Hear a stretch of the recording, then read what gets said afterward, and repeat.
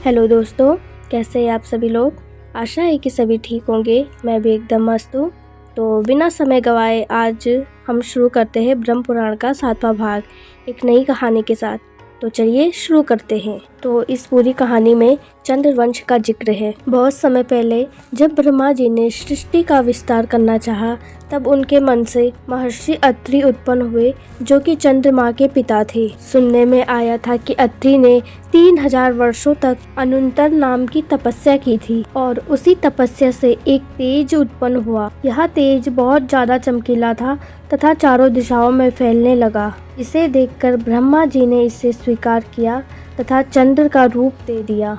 तो इस प्रकार चंद्रदेव यानी अत्रि का पुत्र उत्पन्न हुआ। फिर चंद्र में बीज, औषधि, जल तथा ब्रह्मांडों का तेज सम्मिलित किया गया और इसीलिए चंद्र को औषधिपति भी कहा जाता है। चंद्र का जन्म सभी लोगों के हित के लिए हुआ था और इसका तेज सारे संसार को प्रकाशित करता है। और एक समय चंद्र ने अपना तेज इतना ज्यादा बढ़ा दिया कि खुद पृथ्वी पर जाकर गिरा। उनके गिरने से वनस्पतियां, औषधियां और जीवन के लिए जरूरी तत्व उत्पन्न हुए। चंद्र को देवताओं में सर्वोत्तम स्थान मिला तथा वह राजा बनकर राजसूय यज्ञ करने लायक बना और विशाल राज्य का स्वामी हुआ। यानी कि चंद्रवंश की शुरुआत यहीं से हुई थी। मृदुल स्वभाव में सबसे श्रेष्ठ सोम ने यह विशाल राज्य पाकर राजसूय यज्ञ अनुष्ठान किया, जिसमें लाखों की संख्या में दक्षिणा बांटी। इस यज्ञ में सीही, कुहू, धुति, पुष्टि, प्रभा, वसु, कीर्ति, धीरति तथा लक्ष्मी इन 9 देवियों ने चंद्रमा का सेवन किया। राजाधिराज सोम दशों दिशाओं को प्रकाशित करने लगे।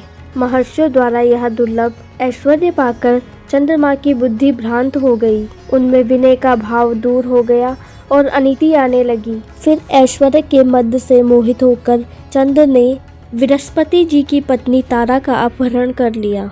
देवताओं और देवर्षियों के प्रार्थना करने पर भी चंद्र ने बृहस्पति जी की पत्नी तारा को नहीं लौटाया।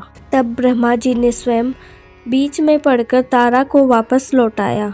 उस समय तारा गर्भवती थी और यह देखकर बृहस्पति कुपित हो गए। यह देखकर बृहस्पति जी ने कहा, मेरे होते हुए तुम्हें दूसरे का गर्भ धारण नहीं करना चाहिए।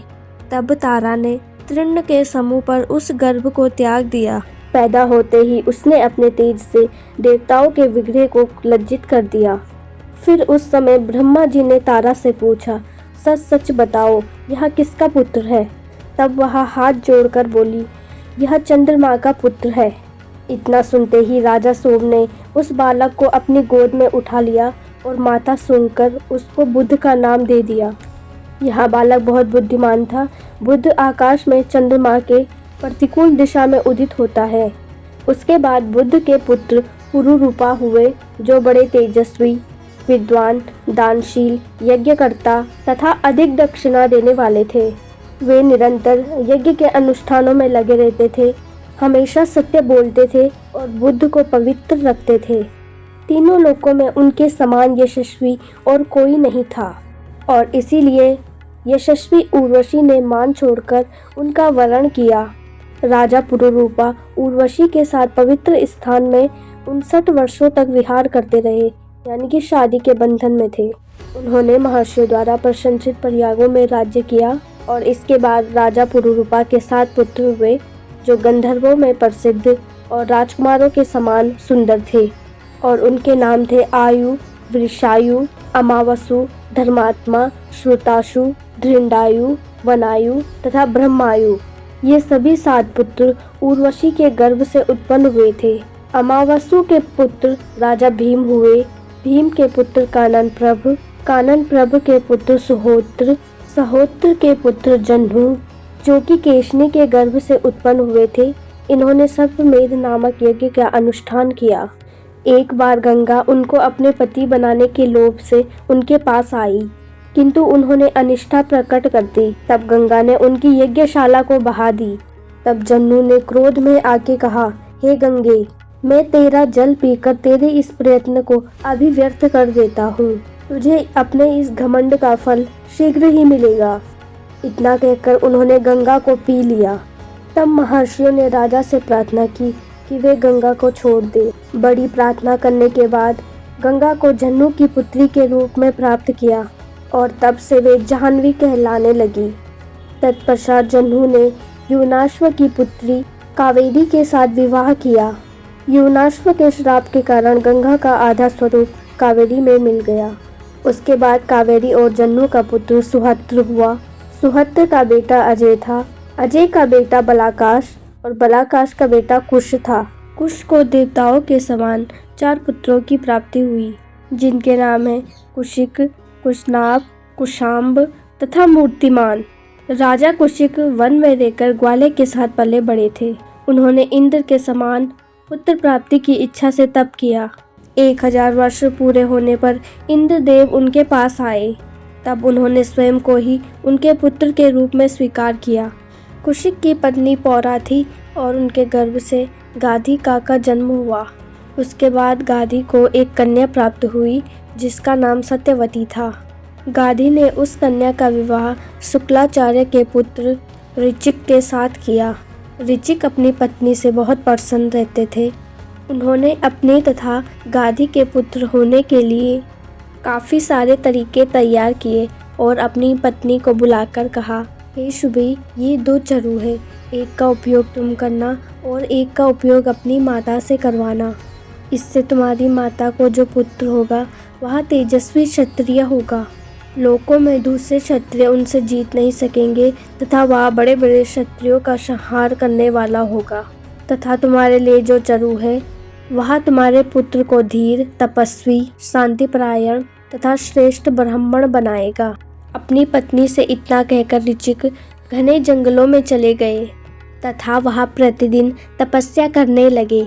तब उस समय राजा गाधी अपनी पत्नी के साथ अपनी पुत्री से मिलने ऋचिक के आश्रम में आए। तब सत्यवती ने दोनों चरु अपने हाथों में ले लिए और अपनी माता को वो चरु दे दिया। सत्यवती की माँ ने सोचा कि दूसरा वाला चरु ज़्यादा अच्छा है, इसीलिए सत्यवती की माँ ने दोनों चरु को आपस में बदल दिया और इस तरह सत्यवती ने क्षत्रिय गुण वाला चरु खा लिया और सत्यवती की माँ ने ब्राह्मण गुणों वाला चरु खा लिया। गर्भ को देखकर ऋचिक समझ गए कि सत्यवती ने वो चरु नहीं खाया जो उसे दिया था। ऋचिक ने कहा, तुम्हारी माँ ने तुमको धोखा देकर चरु बदल दिया। अब तुम्हारा पुत्र कठोर और क्षत्रिय स्वभाव वाला होगा और तुम्हारी माँ का पुत्र ब्राह्मण गुणों वाला तपस्वी पुत्र होगा।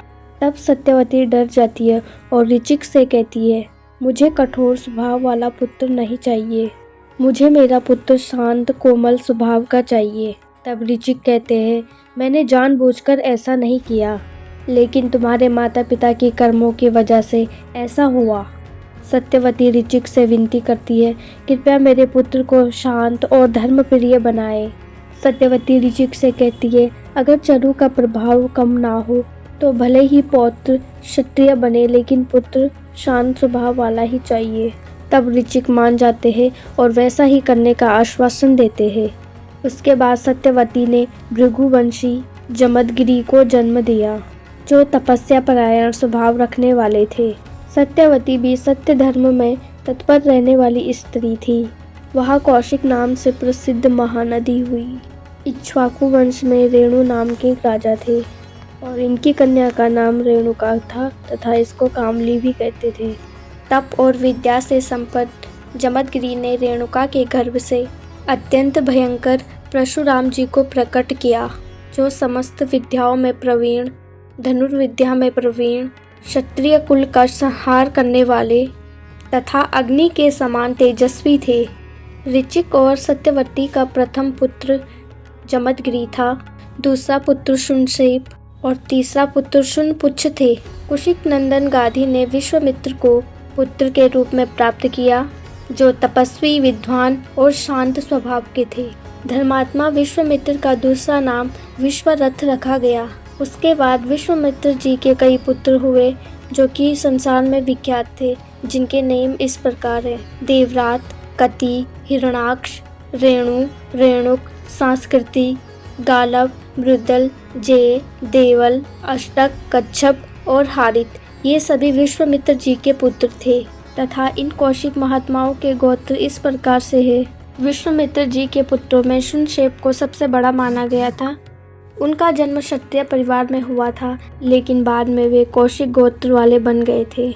हरिश्चंद्र के यज्ञ में उसे पशु बनाकर लाया गया था, लेकिन देवताओं ने उसे विश्वामित्र को सौंप दिया और इसीलिए उनका नाम देवरात रखा गया। विश्वामित्र जी की पत्नी दृष्टद्युम्न के गर्भ से अष्टक का जन्म हुआ और अष्टक का पुत्र लोही को बताया गया और यहाँ पर जन्नु कुल का वर्णन समाप्त हुआ। तो हे दोस्तों, इस वीडियो में इतना ही। अगली वीडियो में आयु के वंश का वर्णन